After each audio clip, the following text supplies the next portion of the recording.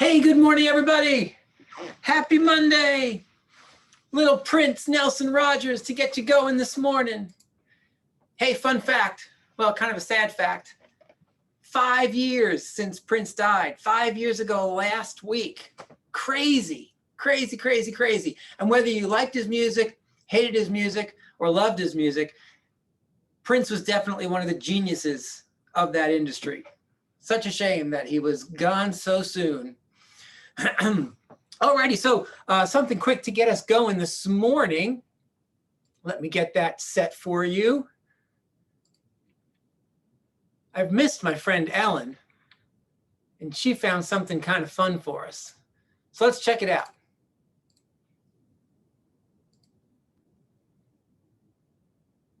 You know how you asked me if I knew of any good food critics online? Well, I found one. This guy he watches shows and he comments on them. I love him so much. Please enjoy. Okay, so 7-Up, main ingredient. Ooh, child, that look like some phlegm up in somebody's throat. That's nasty. Cream cheese. Wait, is this a cheesecake? I thought this was a salad. Where the greens at? Oh, y'all just calling this a salad because it's green. Oh, okay, I get it. Okay, cherries. You're gonna put the cherries in the pot, mix it on up. Ooh, crushed pineapple. Ooh, child, this look like a stomachache waiting to happen. Cool. Oh, that must be for the frosting. Hold on! Mayonnaise! I know y'all not putting mayonnaise. No, you're not about to mix this stuff all together. Oh no. Jesus, take the wheel. Oh, look at that mess. That is the ugliest concoction I've ever seen.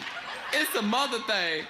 Oh, baby, I'm calling Child Protective Services. You better not feed no kids no mess looking like that. Y'all done lost your mind. Absolutely not. I love him. All righty. So it got me curious. And so I went on YouTube and typed in Kalen Reacts. His name is Kalen Allen.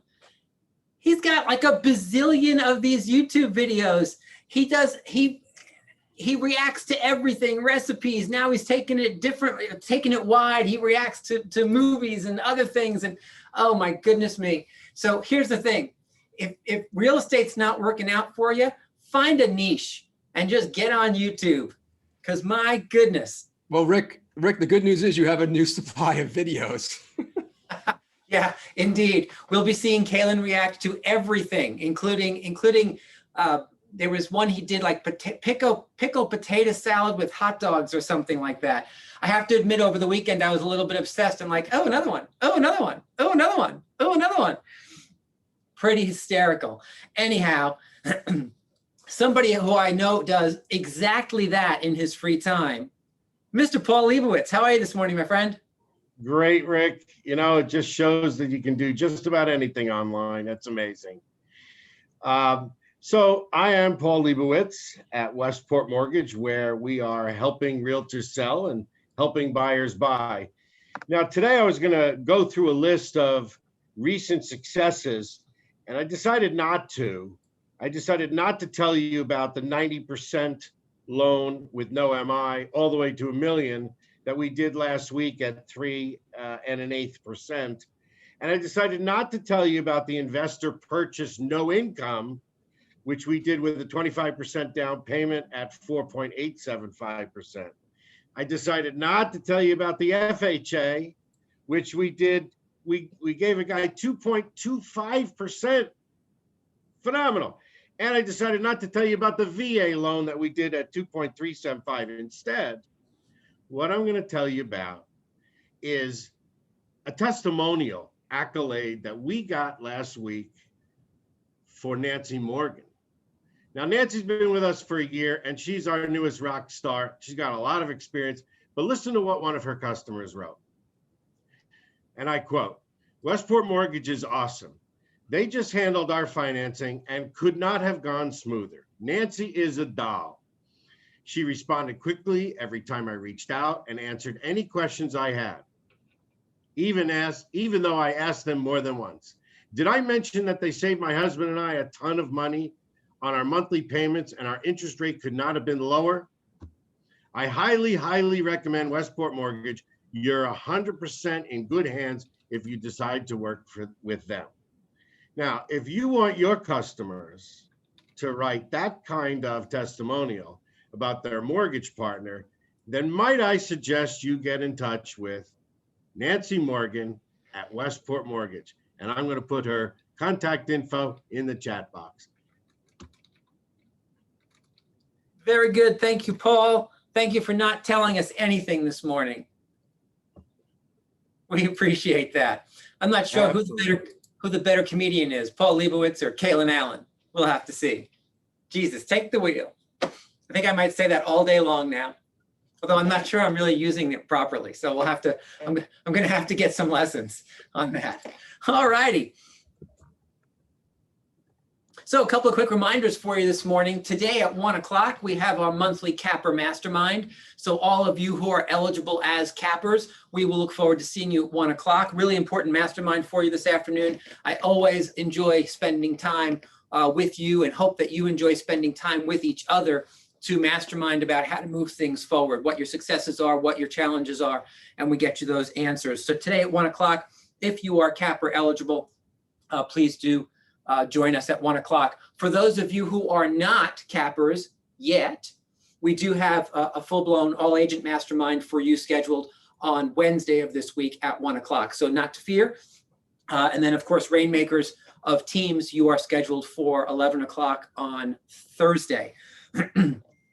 1 o'clock tomorrow, not currently on the calendar. So this is an addition, an add-on for you. 1 o'clock tomorrow, any of you who are struggling to figure out how to use our concierge services, either the listings upload or the document management once you have a pending transaction, I will do a quick session for you tomorrow at 1 o'clock. So do tune in tomorrow. We'll go through exactly where you go, what you do, and how it all works and answer any questions. Should only be about 30 or so minutes. However, that will give you an opportunity to create submissions after we do that session tomorrow to get you in the running for Wednesday morning's cash pull, right? So 1 o'clock tomorrow for that. Lastly, before we, two other things I wanted to mention. I'm going to give you kind of a sneak peek because Wednesday is when I'll give you the update on listings, except today I'm going to give you a sneak peek on what I'm going to be talking about on Wednesday with our listings, because this is our last week, right? On March the 10th, we set a goal of 315 new listings as an organization by the end of April. So I want to give you with the last 5 or 6 days of April ticking away, tell you where we are today. So we need to be at 315 by the weekend. As of this morning, we are at 285. 285. So we are simply 30 short with a full work week to go. Now there's 111 of us on this call. Between all 111 of us, can we take 30 listings in the next 5 days? The answer is, you betcha. Jesus, take the wheel and get us some listings. See, when I say it, it's not as funny as when Kaylin says it. I'm going to have to practice. Who can give me Jesus, take the wheel lessons? All right. Text me later and we'll start working on it. Right, so just 30 listings. That is so exciting to me. So exciting that we are this close, right? This close to hitting that target, which again is not a 10% increase over listings taken last year at this time, because if you remember last year at this time, we were right in the beginning of Bizarro World. This is a 10% increase over listings taken in 2019, which was our highest listings taken month and a half ever. Right? It was the best March into April that we'd ever seen in 2019. So you're going to be 10% over that for 2021 in a world where many people think that it's impossible to find new listings. That's why this is so important, right? Because you are just continuing to prove the market wrong and saying, you know what, I get stuff's going on out here. I'm just going to choose to succeed anyway. Thank you so much. So great job. Hey, Rick, call me crazy, but I'm thinking there's some kind of celebration that needs to happen. Well, you know what? Tune in on Wednesday for some more information. Stay tuned. Ooh, baby. What's going to happen? I don't know. We might get Kaylin Allen to come and do a guest spot. We'll see. All righty. And then lastly, I want to just quickly mention before I give you some tips on ego, drama, and results this morning, I want to quickly mention that many of you know the world in our world is actually changing. May 19th, the governor of the state of Connecticut has indicated that most COVID-19 protocols will go away as of May the 19th. Now that doesn't have to do with mask mandates, but it has to do with a whole lot of other things. Now, understand that there's going to be, what hasn't been released and announced yet are the new rules that will be put in place to replace all of the restrictions that are being sunset. So stay tuned for all of that. But here's what I want to tell you. We know that the CDC continues to revise their understanding and their ideas about what happens when you travel, what's necessary for you to get back into the country, back into the state. With the governor now sunsetting a lot of restrictions, May 19th, what we are doing on your behalf is taking a look at what all of those agencies are now saying and redoing our own protocols. So do watch for that in the next couple of weeks, right? Because now we have vaccinated versus unvaccinated. We have had it versus didn't have it, and all the things that make changes in terms of how safe we can be in and around one another. So we're looking at updating all of our own protocols for all of our locations as the governor and the CDC continue to evolve with theirs.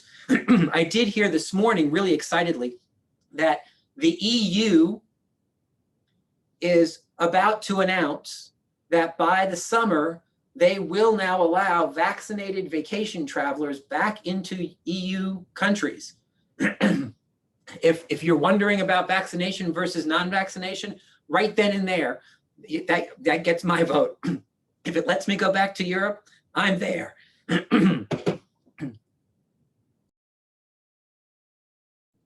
All right, excuse me. So with that, I wanted to just spend a little time this morning with you talking about something that's just come up a whole bunch of times lately. And it's something on, Kimberly, I'll have updates on eviction moratoriums on Wednesday for you. I'm just working through some new information, and so that will be on Wednesday. In the last couple of weeks, I've had a number of examples of things that have made it their way to me, and they haven't made their way to me from you. They've made their way to me from the outside in, right? So just PS, that's almost never a good thing. just so we're clear, right? Oftentimes, oh, I'm just seeing Amy Sigman-Palia this morning. I've been tracking her progress on our weight loss challenge, and I'm just seeing you for the first time in a few weeks face to face, and you definitely have lost what you've reported. You're looking awesome. I love that. Next week, guys, we'll kind of give you an update. For those of us who have been through this weight loss challenge in the last 6 or 7 weeks, we'll do a big reveal. Maybe we'll walk the catwalk or something, Amy. What do you think, right? Because I know Amy's had a really, really good success. Nancy's had some good success. Chris has had some good success. We've had a bunch of people. John's been participating. He's seen success, right? So we'll get that to you because we want to just love on all of our spectacular achievement folks. All right, so where was I? Oh yeah, I was talking about ego and drama and results. So I've had some things come to me from the outside that as I attempted to help people kind of focus on getting through the challenge, what I recognized was it was almost impossible to move forward because the players our own agent and the person from the outside, we're far too focused on being right rather than solving the issue at hand. And so when it happens once, you kind of talk it through and help solve the problem. And then it happens again, and you talk it through and you help solve the problem. And when it happens a third and a fourth and a fifth time, I had to pull back and start to think, you know what, maybe we need to have a broader conversation around this, because these kinds of things are standing in the way of you creating the results that you're looking to create. Right? And so I'll give you just a couple of examples of what I'm talking about. When a contentious issue pops up, instead of asking some questions around what the best path forward is, we start taking swipes at one another back and forth via text. Instead of figuring out that we have clients involved and taking steps to get them where they need to go, we start having an email war back and forth about who's meaner and who's nastier and who's right and who's wrong and whose feelings are hurt and whose integrity has been damaged and how dare you say that about me. Oh my goodness, guys, it's exhausting. All of that is so exhausting. It's all just emotion and drama and has no relevance to the business conversation that really needs to be had. So I want to give you 5 thoughts to keep in mind as it relates to this topic this morning to help you stay focused on what you need to stay focused on. Number 1, always keep the end in mind. Always keep the end in mind. What is it you're attempting to solve? What's the bigger picture say here? Are we trying to get to a closing? Or are we just trying to feel good about being right? Because oftentimes those two things create different paths forward, right? Remember that you are the fiduciary to your client. I would ask yourself the question, is what I'm about to say or do as a reaction to what was put in front of me helpful to getting my client one step closer to a closing? If you'll just ask yourself that, it oftentimes answers itself and allows you to kind of pull back and say, maybe I should rethink this. Number two, this is a truth. It is always better to be kind than to be right. It is always better to be kind than to be right. I don't think that needs much explanation. Always better to be kind than right. Number 3, pick up the phone and make a call. Stop arguing with people via text and email. There's just no good solution that can be had there, especially when you're wrapped up in emotion. Pick up the phone and call. Here's the other reason I encourage you to pick up the phone and call. Most of you and most of the people that you're struggling with would not say what they say in text and email to your face. They just don't. If you put them on the spot, if you put you on the spot, you're called then and challenged to create a civil conversation and a path forward instead of, again, taking swipes at one another. Digital communication allows people to hide and be far braver than they would be if they were face-to-face or on the telephone. So take that challenge and make that phone call. Number 4, I learned this from a client of Debbie's and mine from 15 or 20 years ago, whose name I now can't remember, John something. Respond, don't react. Respond, don't react. Guys, are there times where people annoy you or say things that make you angry or say things that feel like a challenge? Of course, right? In life, I call that 7 days a week, right? I call that normal. You're living under a rock if people don't rub you the wrong way every once in a while, right? Especially in business, stuff happens.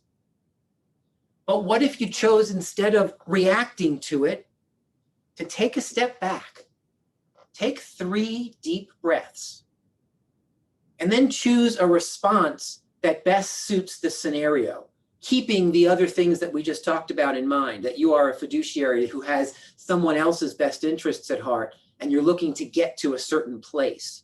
That's the response. I'll give you a little hint. I'll tell you what I do. When that kind of thing happens to me, I absolutely push forward instead of reply.